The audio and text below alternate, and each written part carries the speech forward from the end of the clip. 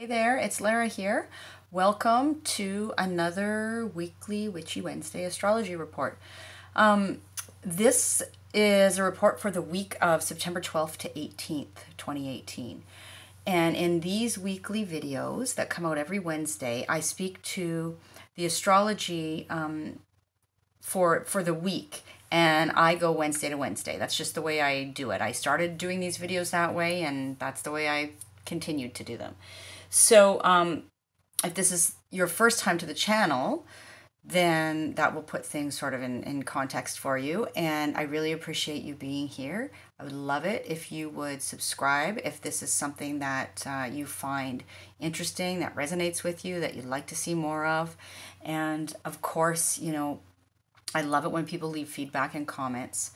And whether that be here on, you know, underneath the videos, which is awesome, and it encourages other people also to give their feedback and ask their questions, right? And that helps everybody. And but also you can reach me through my website. There's a link below in the description box, and if you click that link, you'll head over to my website and you can find out about the readings that I do there, the services I offer, and you can connect via email. You can connect to my other social media platforms. You know, you can catch me on Facebook a little more regularly than here, and on Instagram as well. And you can do all that through my website. So, but let's get to the astrology, because I have a lot to talk about. I have like 4 pages of notes here, and you know, I don't want to take too much time, but I do want to cover some things. And I think the most important thing for me to say right off the top is that the theme over the next while has largely to do with relationship. And when I say relationship, I want you to think of it in the broader term.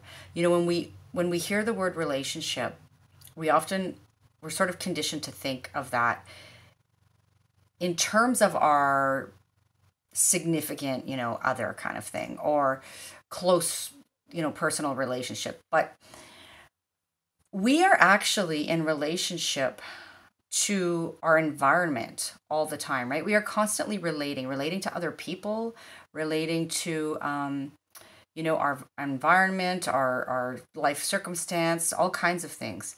And so I want you to think about relationship in that broader sense of the term, including, you know, you're in a relationship, we're all in a relationship with ourselves as well. So, you know, that factors in. So when I'm speaking about the theme of relating or relationship, think of it in that broader sense. Okay, so I will start by letting you know where the moon is at. And you know, as I always say, paying attention to the moon cycles can be really helpful to just getting in touch with how you're feeling on the day-to-day, and what the moon feels like when it's in different signs for you, right? And different people will have different experiences depending on their own makeup, their own astrological makeup kind of thing. And so today the moon is entering Scorpio. And that's pretty intense. I have a Scorpio moon personally. My natal moon is in Scorpio. And so this is very familiar energy to me. I love it when the moon's in Scorpio. But that is not the case for a lot of people, because it can be a little bit intense. But so after the moon moves out of Scorpio, it will move into Sagittarius on Friday.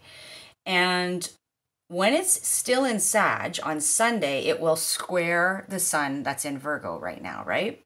And that will be our first quarter square moon. So after the moon was new on the 9th, right, then it makes its first quarter square. So halfway between new and full is the first quarter square. And then it moves into the sign of Capricorn on Monday. And this new moon, you can watch the video about that. Last week, I spoke about that. And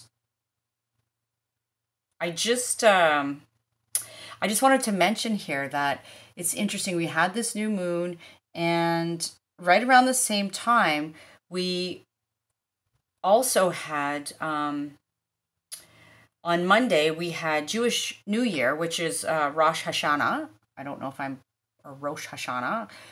Apologies if I'm mispronouncing that. And also the Islamic New Year on the 11th. And so, this is interesting to note because for a lot of us, just sort of intuitively, we feel like September is the start of something, right? It's the beginning of a new year in many ways, or a new cycle at very least, right? And so, in fact, it is the beginning of the new year for the Jewish tradition and the Islamic tradition as well. So that's interesting how you can just see the cycles there, and how it makes sense, and how you can come at it from many different angles, right?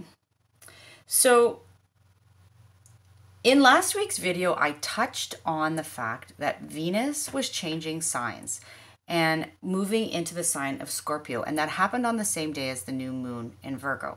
That was on the 9th. I didn't talk a lot about it because I was focusing on Saturn moving direct mostly in that video. And, then I sort of was thinking this week about what I should talk about and what I should really focus on. And this came up, and I thought, I didn't really give it the attention that it deserves, kind of thing, last week. And so I'm going to spend some time in this video talking about Venus in Scorpio and how it's going to retrograde back into Libra and what that all means for each of the signs. So stick around if you're interested in knowing that.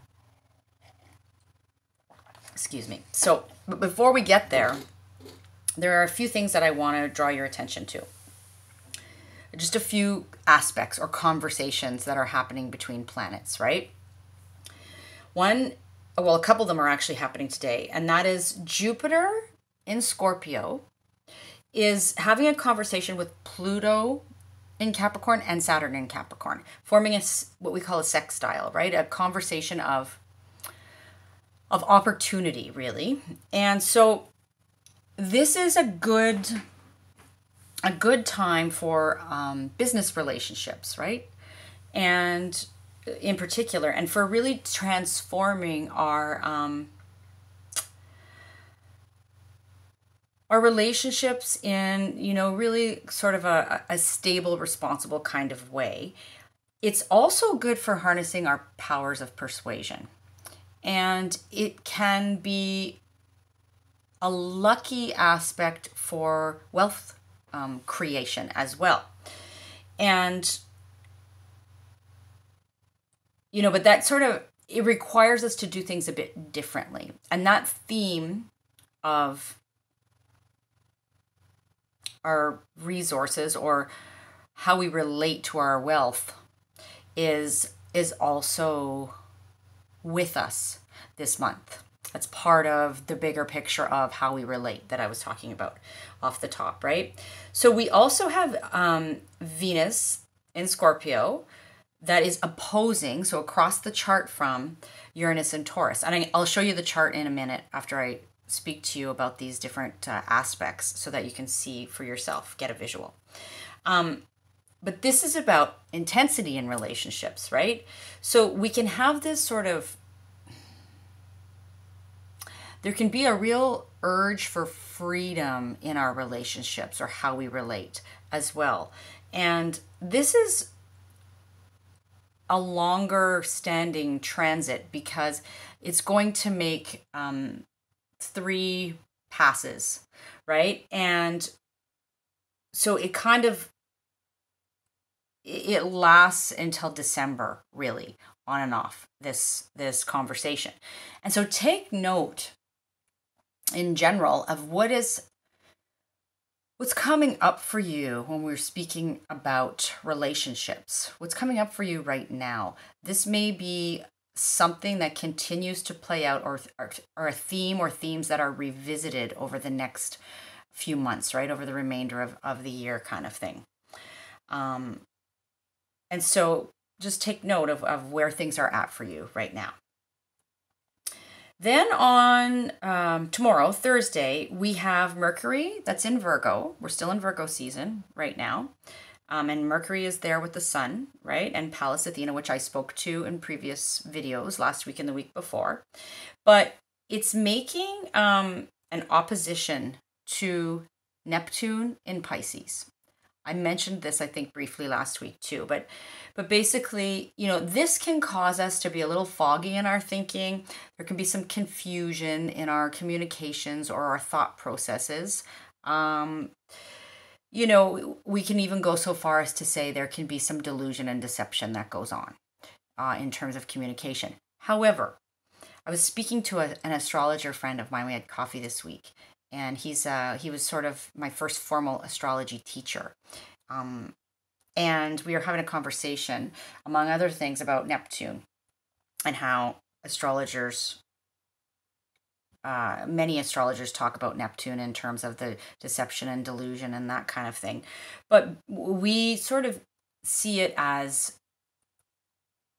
this sign of this planet of great compassion and with a real spiritual nature, right? And so here, I feel like this Mercury in Virgo opposing Neptune in Pisces can also be about, a good time for connecting, for spiritual connection, right? And for creative pursuits and artistic pursuits and that kind of thing, and grounding those in the real world kind of thing, right? Because Virgo is an earth sign, and so that opposition is sort of speaking to that balance there. That's how I see it anyway. But again, it's sort of, all these things depend, right, on where you're at personally. It depends how the astrology plays out for an individual will largely have to do with where that person's at in terms of their level of self-awareness and their level of consciousness, and just their willingness to see things perhaps in a different way, and to perhaps see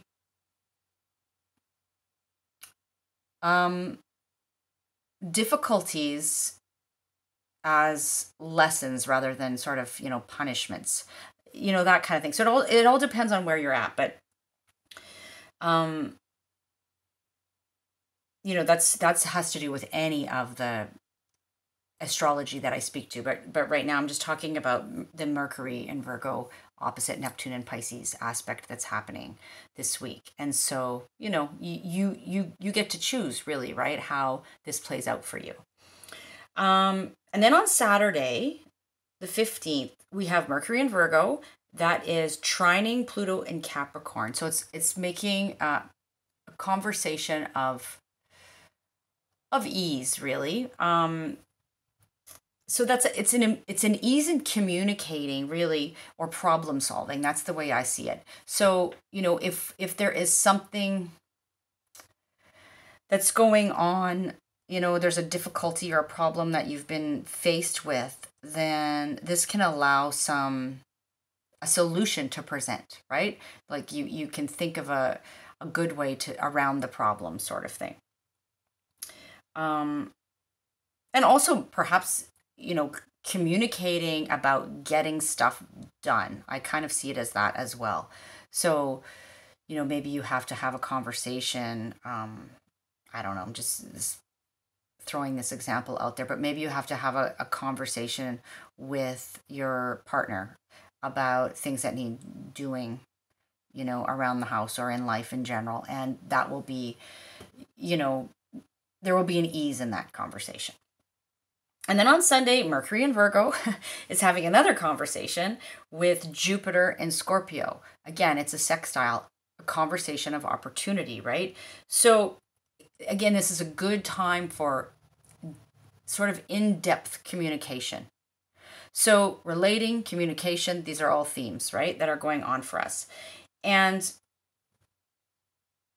generally over the weekend, I see it as a good time to sort of get to the bottom of things, right? And to do some problem solving, and to have some sort of really perhaps deep, detailed, even transformative communication in some way. Now, of course, that won't be for every single person, but on some level, we will feel that aspect.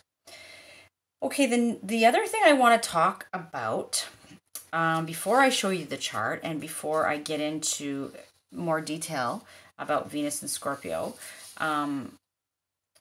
is that, you know, you've heard me in past videos. I'm starting to talk a little bit more about the asteroids in astrology. And again, I will say, in case you haven't heard me say it before, I am not an expert in this area, far from it, but I am more and more curious about the asteroids and their implications in our charts, and noticing how these things are playing out for me personally, and how really, you know, interesting it is, and another sort of layer of information. And so on Monday, we have the asteroid Vesta that is switching signs, moving from Sagittarius into Capricorn. So she was in Capricorn in the spring and in April, and traveled through Capricorn until early June, and then retrograded and back into Sagittarius, right? And now she's re-entering Capricorn again. And she's going to stay there until early December. So Asteroid Vesta has an orbit of about a little over 3.5 years. And so what that means is that it takes Vesta about 3.5 years to make a full circle around the chart, right? So Vesta is related to the element of fire. And she really represents, there are a lot of stories about Vesta type goddesses in different cultures, right? It's sort of many cultures have a different version of this goddess. And Vesta is her Roman name.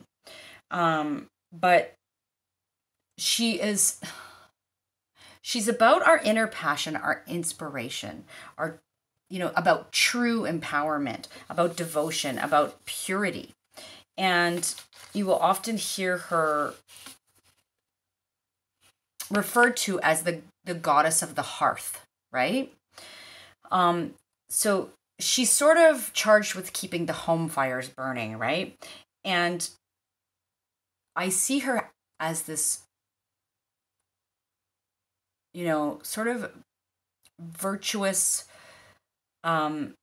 sacred feminine power, right? And connected to our inner flame, if that makes sense to you. Very much connected to our inner flame. She is actually the keeper of the eternal flame, right? In all these traditions, and the protector of the sacred truth. You know, our purest self kind of thing. And so in every tradition that I researched, there's a version of the story that has to do with a group of women, be they nuns, priestesses, Vestal virgins, who are charged with keeping the fire burning and passing on the flame, the hearth flame, to future generations, right? So you can look this up. Like I said, that in the name Vesta comes from the Roman myth, but she's known as Hestia in Greek mythology, and is connected to Bridget in Celtic mythology, which is something that I really resonate with, actually. And so, but she is, you know, you can do your own research, and perhaps at some point I will do a whole separate video on each of the asteroids. But wherever Vesta is in the chart, or traveling through the chart, it can indicate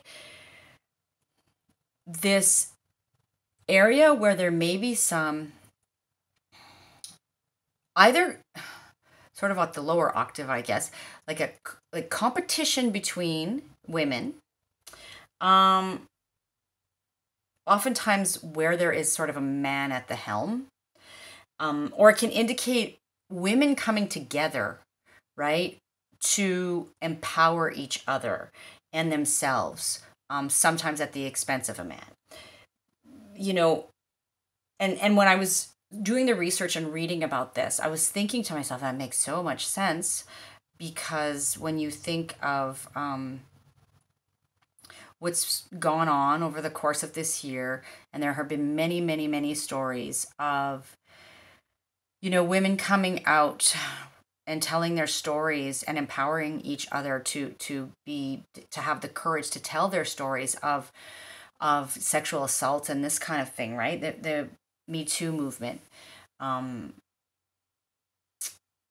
so Vesta has moved, is moving back and forth through Capricorn here. And Capricorn is really, it's the sign in many ways of the patriarchy, right? And so we can kind of see this theme playing out. And again, I'm not an expert on the goddesses, on the asteroids, but I'm learning more and more all the time, and I think it's really interesting. And so I just think, I want to share that with you. So look to where Capricorn falls in your chart to see where Vesta will be traveling for you, right? And there is a lot of action in Capricorn this year, as you've heard me say many, many times. And so this is one more piece of that puzzle. I could say a lot more about that, and I have more notes on it, but in the interest of time, I'm going to move on. And again, maybe I'll do a whole separate video at some point on that. But the last aspect or conversation I want to talk to you about, just really briefly, before I get to speaking to Venus and Scorpio through the signs, is that Mars in Aquarius is squaring Uranus and Taurus. And again, this is one of those conversations that has been ongoing, right? It keeps coming up. It's a repeating conversation between these planets in these signs. And this will be the last square in the 3 conversations in total. So the first one was on May 1st. The first one was on May 16th. The second one was on August 2nd.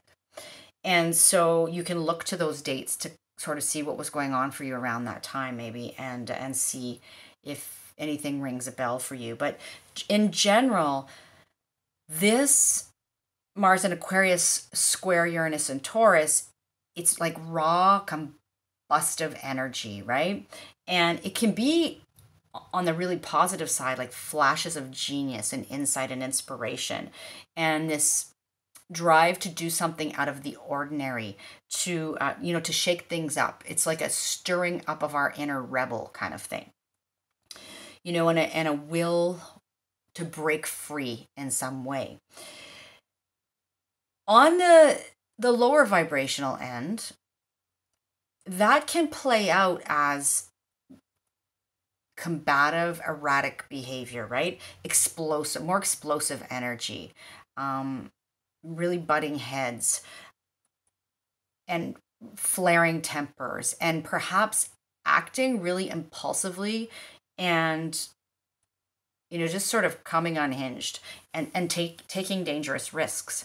So, again, if we are aware of the energies that are presenting and how we can best harness them, when we're more conscious about those things, that tends to lend more to harnessing the higher vibrational qualities of these energies. However, it all depends. Again, the most conscious person can have a bad day or a bad week or a bad year, right? It all depends. And sometimes we need the reminder. So just be aware that that's going on Tuesday. But again, it's a repeating conversation that's been happening. But this will be sort of like that last, the last conversation that surrounds those energies. So look to wherever Aquarius and Taurus fall for you in your chart, right? And also, to a degree, Capricorn and Aries, because these planets have retrograded, right? So, but look to what houses that right now, it would be Aquarius and Taurus, are in for you. And then you'll get an idea or a sense of where this energy is playing out. Okay, so let's spend the rest of the time here talking about Venus and Scorpio through the signs. Now, I mentioned already that Venus entered Scorpio on Sunday, the same time as the new moon in Virgo. And it's going to retrograde back in, or it's going to retrograde on October 5th and eventually move back into Libra. And then it's going to turn forward on November 16th again and eventually move back, right, into Scorpio. Right now, as of September 2nd, actually, is currently in what we call the shadow phase, right? And if you've watched my videos before, you've heard me mention that term. If you've watched other astrologers, you know, they may have spoken about it as well. But basically, it's, you know, when the planet is moving forward, at some point, it will stop or station and start traveling backward. It doesn't really travel backward. It appears to be traveling backward from our perspective on Earth. And so then it will cover the same ground it already covered once, right? So that's the second pass. And then on the third pass, it will cover that ground again, right? And so as Venus is moving forward right now in Scorpio, it's in shadow because when it stops and turns around, it will cover this ground again. And so themes that are coming up for us, particularly in the area of relationships and relating, more on that again in a minute, but they may come up for us to be revisited, whatever themes are presenting right now, when Venus goes retrograde in October through to November. So Venus is retrograde the least of any of the planets. And so we kind of tend to really notice it a lot because it doesn't happen all that often, right? Once every like 19 months for about 6 weeks or so. And so Venus is about relationship. It's also about, you know, what we're attracted to, what we value, what brings us pleasure. And I see all of that under that umbrella of relating, right? How we relate to to the other people in our life and the people that we encounter on the day-to-day, but also how we relate to our surroundings, how we relate to ourselves. That's how I sort of see Venus in general. And Scorpio is very intense. That would be a real key word for Scorpio. Intense, magnetic, deep, intuitive, intimate, passionate, loyal, powerful, right? Very psychologically probing. Also, you know, can tend on the lower vibrational end to be obsessive, can be even vengeful or manipulative, or controlling as well. And also secretive, right? But Scorpio as an energy is about regeneration. It's about the cycle of death and rebirth. And I don't necessarily mean that on the literal physical sense. It's about things, you know, transforming and transmuting and regenerating.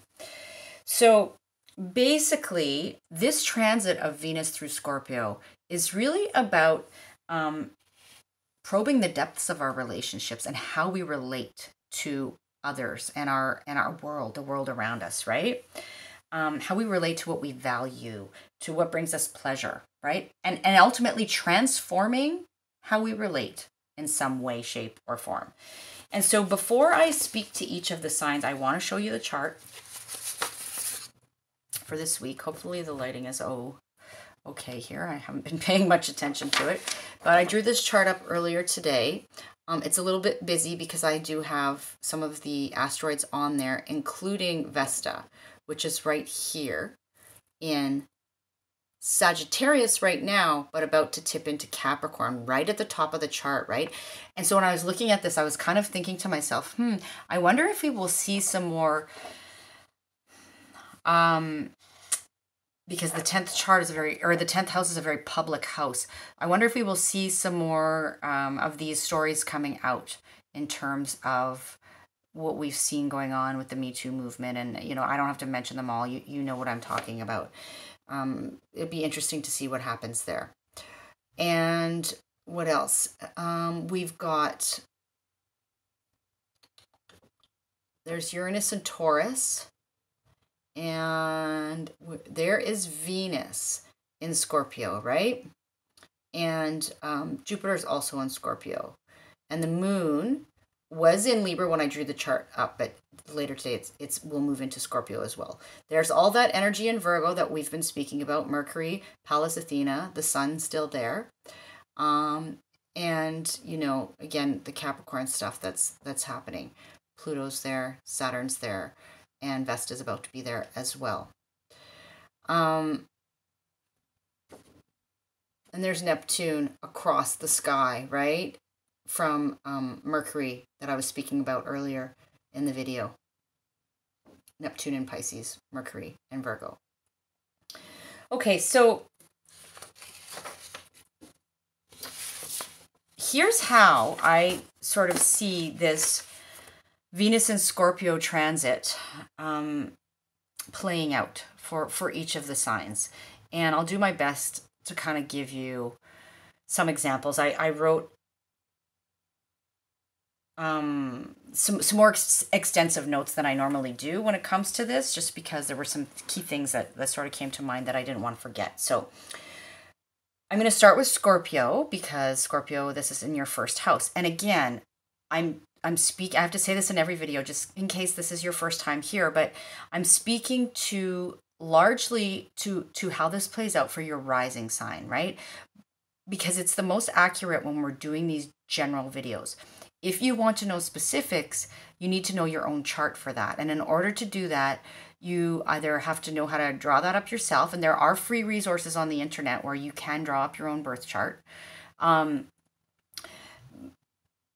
But if you've had another astrologer do a reading for you and they've given you your chart, or if I do a reading for you, I always provide you with your chart, and I give you a little Astro 101 lesson off the top of the reading so that you can better decipher your chart, and you know when you're watching these videos, you know, you have a better idea of what I'm talking about.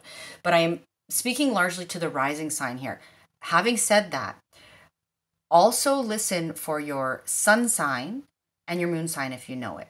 Again, if you have a reading with me, you'll have that information. If all you know is your sun sign, that's fine. You will get some information here, but it won't be the whole picture. When we look at the rising sign and the sun sign and the moon sign all together, that gives us a fuller picture, right?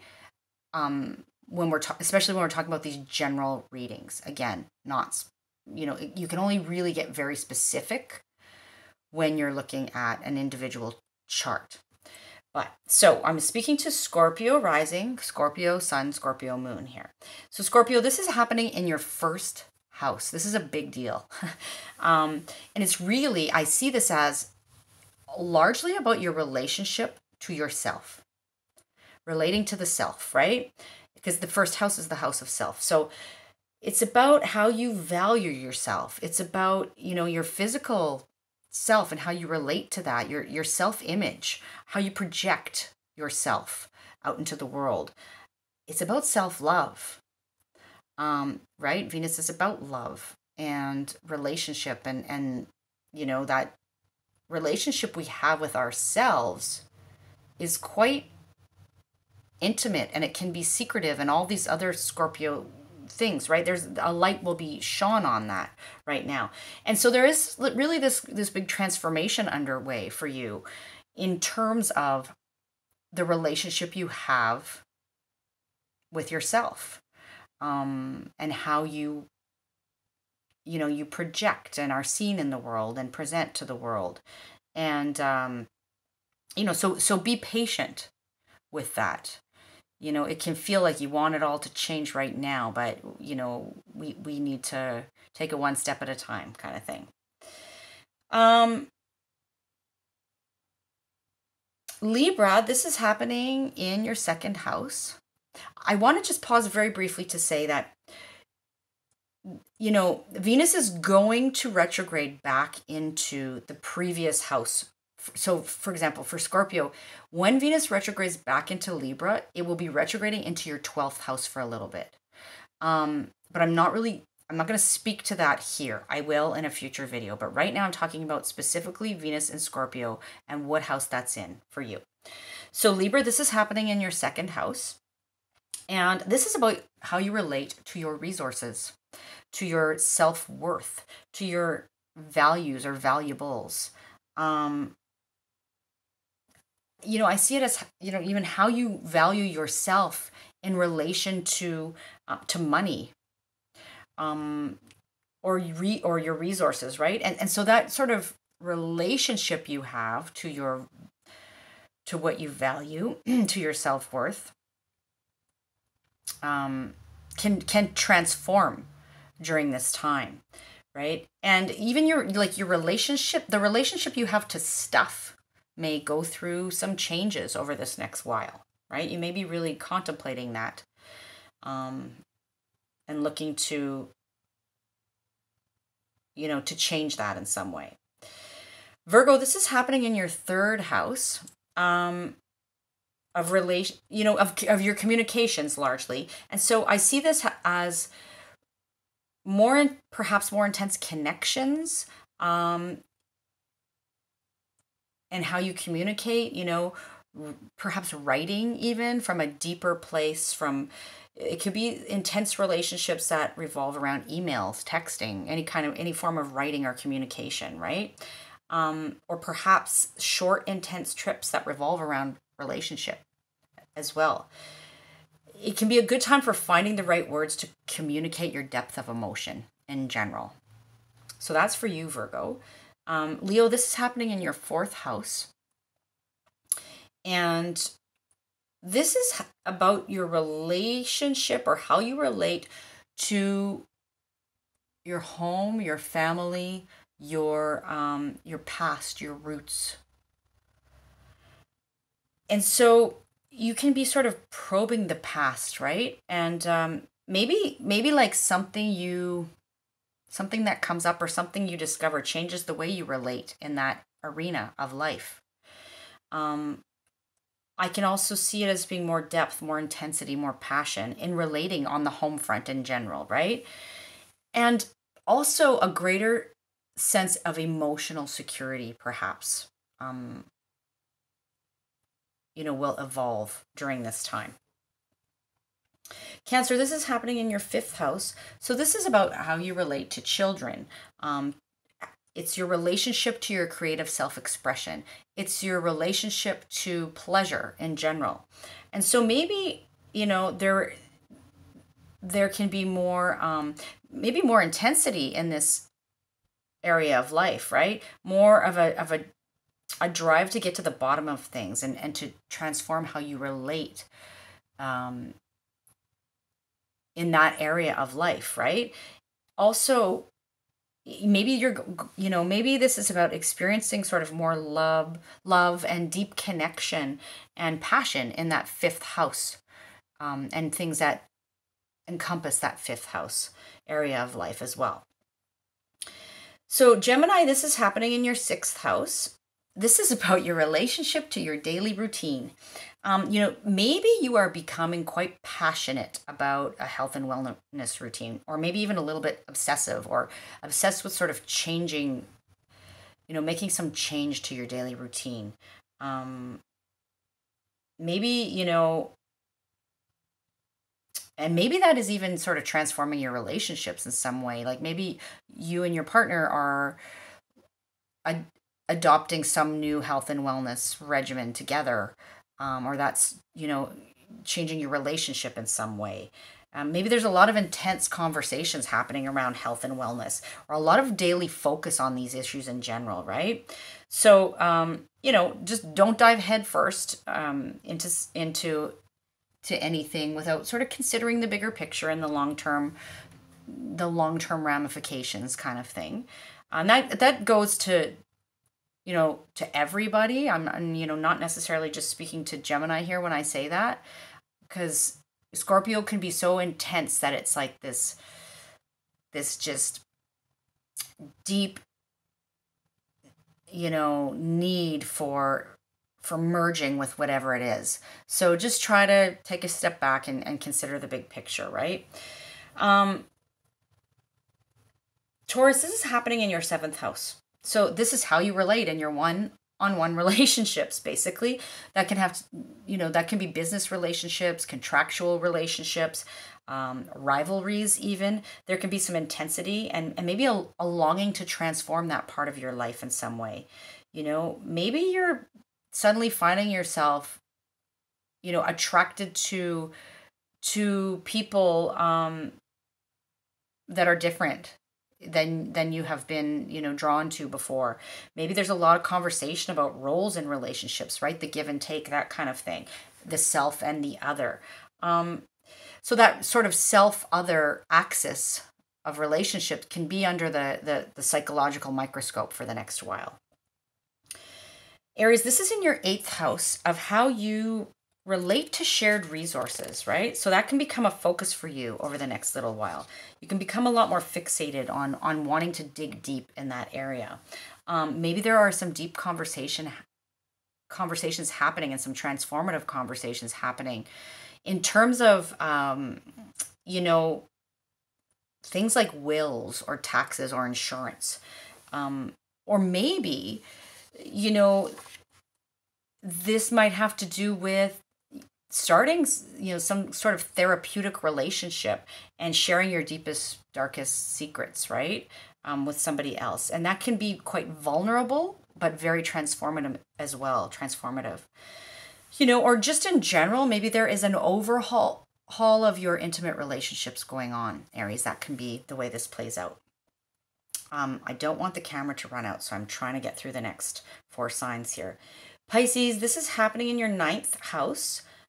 This is how you relate in the arena of higher learning. That's one piece of the puzzle, right? It can be intense conversations at like school, perhaps, like university, college, or in terms of your philosophy and your worldview in general. Maybe you're going to connect to others who encourage you to look deeply, right, into why you think about the world the way you do, why you believe what you do. Maybe some kind of long distance travel will have you forming an intense relationship or relationships, right? And you might have maybe even the opportunity to generate some wealth from long distance travel or relationships with people at a distance. So, or maybe on another level, this could be about sort of a general longing for more spiritual connection. Aquarius, this is in your 10th house. And so this is about your career. And it can really just generally be about more passion in your career and related to your career ambitions kind of thing. You can have an opportunity here to transform your relationship to what you value or how you are valued in the career world kind of thing. Maybe you're getting more passionate about making money in your career or from your career. Could be that as well, Aquarius. Capricorn, this is in your 11th house of transforming the way you relate in a group setting.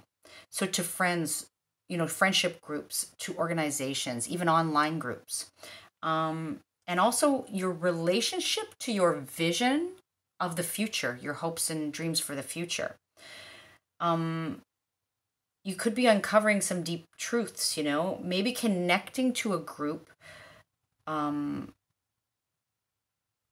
Maybe it's a group that you form, I don't know, but there could be some deep bonding relationships that happen there or that help you fulfill your ambitions in some way.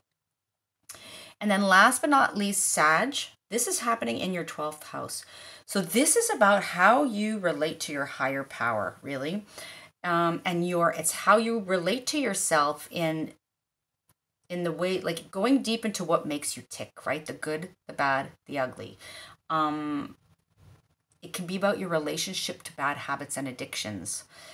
a longing to merge with your soul's purpose as well can happen with this. And since this house governs institutions, like things like hospitals, prisons, long-term care facilities, that kind of thing, places of confinement, there may be a transformation happening, right? It could be involving another person who's in one of these places, and how you relate to them, or relationships in that setting.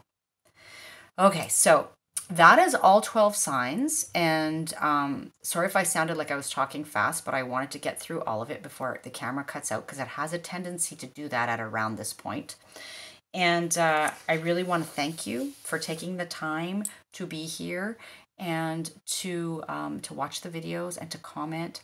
And thank you for putting the timestamps in last week. You know who you are. I so appreciate it. And I will talk to you next week. So I know that I covered a lot of ground there, but hopefully it was helpful. And if you have any questions, let me know in the comments below. Okay? Take care. Bye-bye.